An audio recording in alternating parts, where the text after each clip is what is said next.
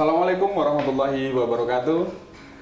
Hai teman pemilih, jumpa kembali dalam Suara Demokrasi Podcast KPU Kota Malang. Yang pada hari ini kita akan menghadirkan narasumber anggota Komisi Pemilihan Umum Kota Malang. Beliau adalah pengampu Divisi Teknis Penyelenggaraan di KPU Kota Malang. Sekilas akan saya bacakan, saya memperkenalkan diri, profil beliau. Beliau adalah yang akrab dipanggil Gus Ali. Adalah orang yang berpengalaman dalam manajemen dan pengawasan penyelenggaraan pemilu dalam yang efektif dan efisien, serta menguasai aspek teknis penyelenggaraan pemilu dan hal lain sebagainya. Saat ini beliau menjabat sebagai Divisi Teknis Penyelenggaraan KPU Kota Malang.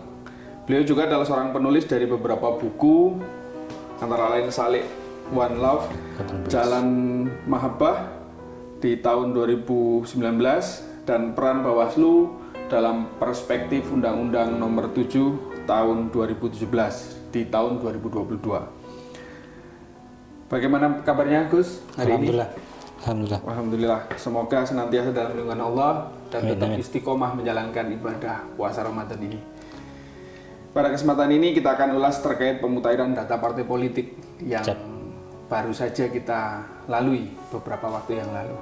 Dan masih akan terus berlanjut. Makanya dari itu nama program ini pemutahiran data partai politik berkelanjutan. Nah, langsung pada intinya. Gus, sebetulnya apa sih Gus yang dimaksud dengan pemutahiran data partai politik tersebut?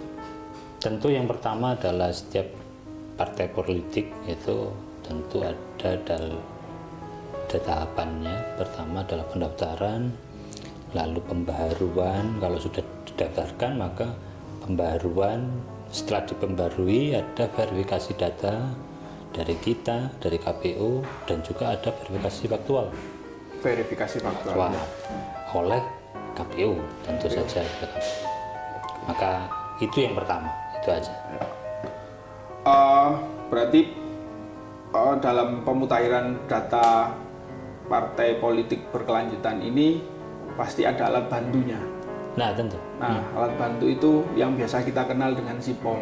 Ya, sistem informasi partai politik. Dalam apa sih sebetulnya lebih detail terkait dengan peran SIPOL itu sendiri? Nah, yang pertama tentu tadi verifikasi data dari setiap partai politik itu tentu mengirimkan, tentu mengupload struktur kepengurusan partai. Yang kedua ada keanggotaannya, lalu alamatnya di mana kantornya. Itu makanya kita di dalam KPU ada SIPOL ini, kita akan melihat mana nih yang sudah diperbarui, mana nih yang belum, itu aja. Gitu. Jadi tujuan dilakukannya verifikasi faktual terhadap partai politik seperti yang tadi dijelaskan. Alat bantunya SIPOL, terus kita memverifikasi terkait dengan mungkin lebih detailnya terkait dengan keberadaan partai politik itu sendiri. Betul. Jadi kalau sebelum 2019 itu memang tidak ada SIPOL. Baru ada SIPOL itu di 2019. Di 2019. Oke. Pasca Undang-Undang 7 2017 maka ada SIPOL di tahun 2019. Di sana ada kita mulai SIPOL, lalu di 2024 kemarin kita perbaiki lagi. Maka ke depan kita tidak tahu. Oke, siap.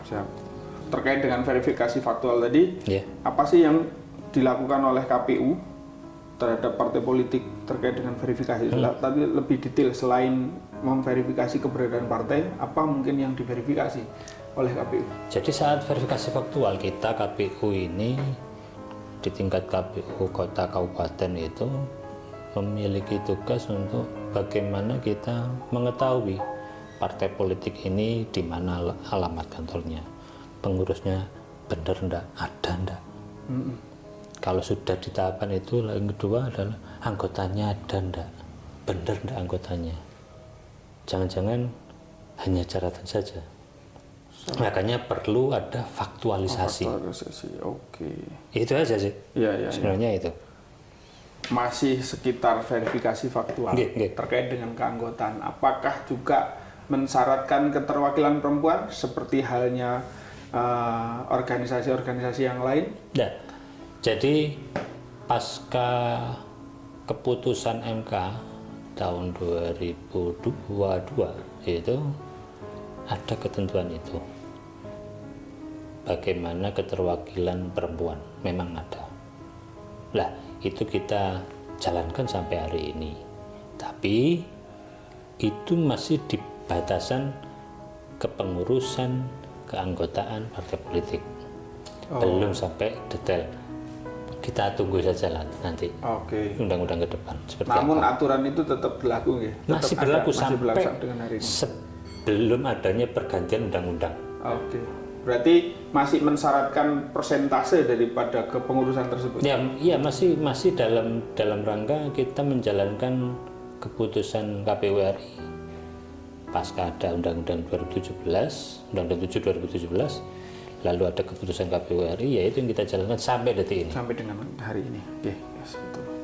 Terus mekanisme terkait dengan pemutaran data partai politik pada 2019, kita ngomong 2019 sebelum ke 2000. Apakah ada mekanisme khusus yang tadi diinformasikan bahwasanya sebelum 2019 tidak ada sipol. Nah, ketika ada sipol, mekanismenya seperti apa, Gus? Nah, terkait jadi dengan verifikasi. Perbedaan di 2019 dan 2024. Nah, di 2019 pasca adanya sipol, pertama kali sipol berada itu, semua partai politik itu wajib untuk pemutahiran data partai politik. Semua sudah.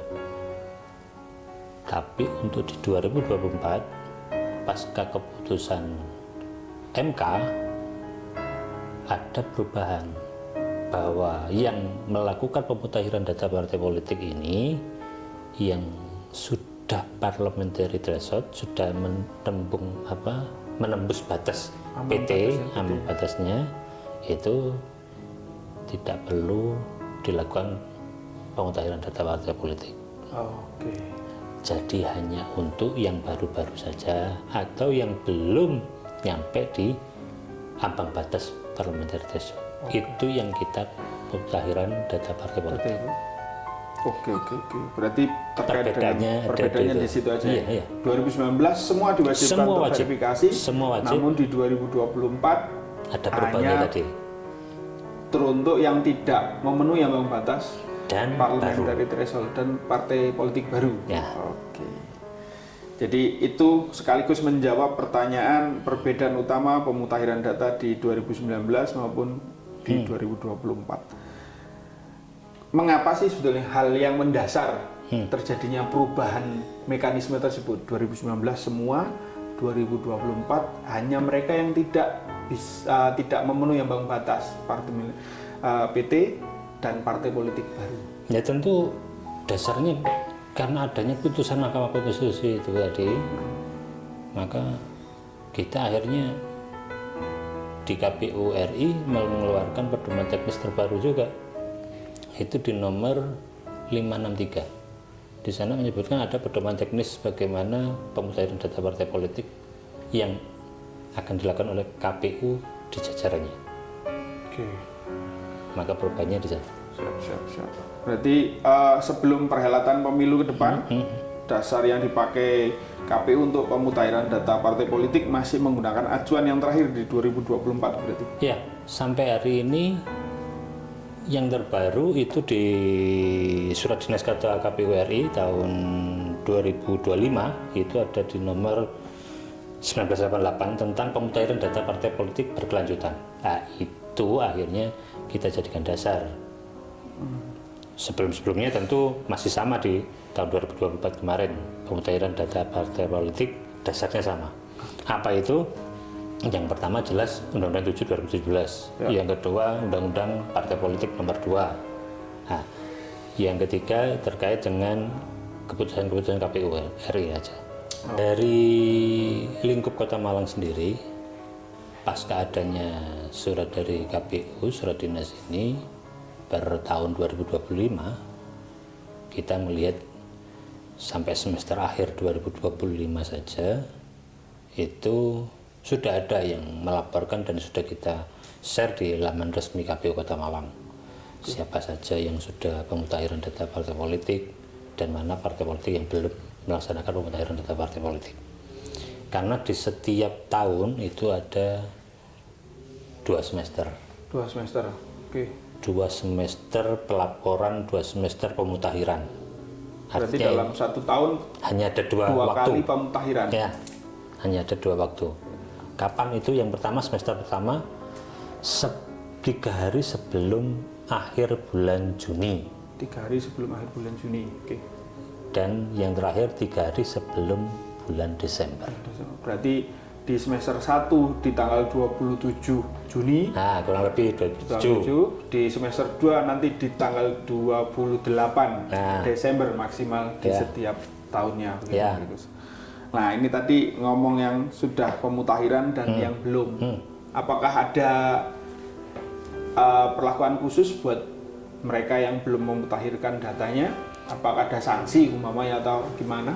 Ya, ini sebenarnya terlepas daripada sanksi administrasi atau apa keputusan atau hukum administrasinya atau hukum umumnya, bagaimana sanksi terhadap partai politik itu sendiri. Yang pertama tentu kepesertaan pemilu, kepesertaan partai politik ini dalam perhelatan pemilu ke depan. Oke. Jangan sampai yang pertama terjadi seringkali di tiap kali momen event kepemiluan itu, pertama kali mesti ada aja yang melaporkan pencatutan nama, pencatutan anggota partai politik, ya kan? Itulah yang akhirnya sering berkelanjutan kasusnya. Gara-garanya apa? Setiap partai politik ini jarang sekali mengupdate data keanggotaan partai politik. Oke. Berarti ini terkait dengan pemutakhiran, memang sedapat mungkin partai politik harus melakukan. Terjadi perubahan maupun tidak perubahan tetap harus melaporkan di setiap semesternya. Begitu? Ya, harapannya demikian. Itu. Harapannya demikian. Jangan sampai kalau sudah mendekati pemilu baru. Oke. Ini juga himbauan kepada teman-teman pemilih, pengurus partai politik yang di Kota Malang khususnya, untuk tetap disiplin melaksanakan pemutakhiran data partai politik secara berkelanjutan seperti yang dijelaskan tadi. Setiap semester, di semester pertama maksimal di tanggal 27 Juni dan di semester yang kedua di tanggal 28 Desember setiap tahunnya. Nah, ini yang terakhir, apakah kemungkinan ada perubahan kembali, ada perubahan lagi terkait dengan pemutakhiran data berkelanjutan terkait dengan partai politik ini, Gus? Jadi melanjutkan yang tadi, kebutuhan teman-teman pemilih juga perlu dicek nih, dicek DPT online, apakah saya ini tercantum di kepengurusan partai politik enggak? Kalau belum, oh berarti ada yang kurang nih di sipol KPU ini. Ya monggo, kita terbuka kok, saran, kritik apapun kita terbuka. Mungkin ini perlu kita perbaiki ke depan. Untuk pemilu ke depan bagaimana? Oh, mungkin ini sipolnya ada yang perlu diperbarui, atau mungkin sistem apa lagi yang perlu kita perbarui di KPU. Ya kita tinggal nunggu waktu saja, karena desas-desusnya kan kita juga nunggu undang-undang pemilu ini ke depan bagaimana. Apakah masih sama di 2017 itu nomor 7 tahun 2017 atau berubah? Atau seperti apa? Atau kita nunggu apa? Apakah kita cukup dari keputusannya MK yang terbaru itu? Nah, makanya kita tunggu saja ke depan seperti apa sistem kepemiluannya. Berarti ini masih sifatnya dinamis, gitu? Dinamis. Sewaktu-waktu bisa dapat. Sepanjang itu belum berganti, belum berubah, ya kita jalani saja. Yang pertama adalah pemutakhiran data partai politik berkelanjutan dan ini kita jalankan. Siap. Itu aja sudah. Oke. Terima kasih, Gus. Jadi teman pemilih, bisa saya simpulkan sedikit dari penjelasan dan ulasan yang kita bahas tadi, bahwasanya pemutakhiran data partai politik secara berkelanjutan adalah proses pembaruan data kepengurusan, data keanggotaan, domisili kantor, dan keterwakilan perempuan. Kalau tidak salah masih 30% ya Gus ya? Ya, setidaknya itu yang wajib dilakukan secara rutin melalui aplikasi sistem informasi partai politik atau yang biasa kita kenal dengan SIPOL. Sedangkan SIPOL sendiri adalah merupakan aplikasi kepemiluan yang digunakan dalam pengelolaan administrasi partai politik, peserta pemilu, anggota DPR dan DPRD, serta pemutakhiran data partai politik secara berkelanjutan dengan mengacu pada Peraturan Komisi Pemilihan Umum Nomor 4 Tahun 2022 tentang pendaftaran, verifikasi, dan penetapan partai politik peserta pemilu, anggota Dewan Perwakilan Rakyat, dan Dewan Perwakilan Rakyat Daerah. Nah, kegiatan pemutakhiran ini juga penting dilakukan untuk yang pertama memastikan akurasi data di KPU, yang kedua meningkatkan transparansi serta mempermudah verifikasi calon peserta pemilu. Pemutakhiran data partai politik berkelanjutan ini dilakukan 2 kali dalam 1 tahun, yaitu di semester pertama pada periode Januari sampai dengan Juni, periode yang kedua di Juli sampai dengan Desember, dan dilakukan setiap tahunnya. Terima kasih atas atensi teman pemilih sekalian. Sampai jumpa di podcast selanjutnya. Podcast KPU Kota Malang, gak nyoblos, gak asik des. Saya Jawad Tawanar. Wassalamualaikum warahmatullahi wabarakatuh.